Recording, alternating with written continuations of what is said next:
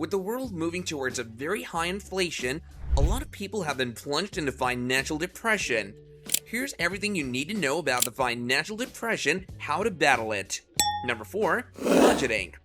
When it comes to being caught in a financial depression, the impact can be very exhausting and can even lead to severe mental issues. However, there are always ways to maneuver through these trying times without letting it get the best of you.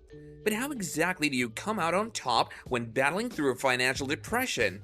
The first and most important thing that you should always focus on is budgeting. When we talk about budgeting, there are several misperceptions of the word. Some people assume that when we talk about budgeting, we're referring to keeping track of where your expenses are going. However, this isn't what budgeting is all about. When you're budgeting your expenses, the goal is to optimally use your available financial resources and to allocate your funds in a way that you're prioritizing your needs and then saving some amount of money, and then, if you have a remainder amount, you can move towards spending that amount on your wants. It's not about creating a reflection of where you're spending your money, but instead, it should be a map of where you should spend your money. Regardless of whether you're earning $1 a month or earning thousands of dollars, effective budgeting won't just help you maneuver through a financial depression, it will also enable you to steer clear of a financial depression in the first place. This way, you'll be able to keep track of where your money is going even before you have access to it. Well, before we get into more details about how to deal with financial depression and battle with it in a way that you emerge victorious, if you're liking our content so far, then do be sure to give this video a big thumbs up. Make sure you subscribe to our channel so you can stay updated about more advice about how to better manage your finances. Also, don't forget to turn on the notifications button so you can be notified every time we post a new video. Number 3. Avoiding debt. Putting yourself through a ton of debt is probably the worst thing you can do. While the idea of getting a loan just to fulfill a dream like buying a house or buying the fanciest car on the block might seem very tempting, it's not the right thing to do. You might end up with temporary satisfaction, but unless you can really afford to buy all these things, you shouldn't make the purchase. Obtaining debts just to fulfill your dreams can have a crushing impact on your mental health in the long run. If you have a ton of debt on your shoulders, and every time you walk into a grocery store or go to the mall and see something that you want, the first thing that will pop in your head is that you really have a ton of debt that you need to repay. Even if it comes to basic necessities like going to the doctor, you will think twice about your debt before deciding whether or not you can even afford to go to the doctor.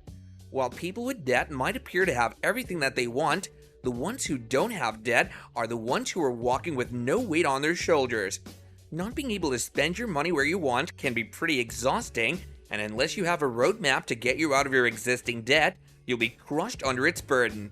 This is where, once again, budgeting comes in. The first thing that you need to do when you have some excessive cash lying around is to repay your debts and try to move towards a debt-free life. However, one thing to always keep in mind is that even when you're debt-free, you shouldn't take just a huge sigh of relief and go out and spend all the money that you have just because you're feeling good.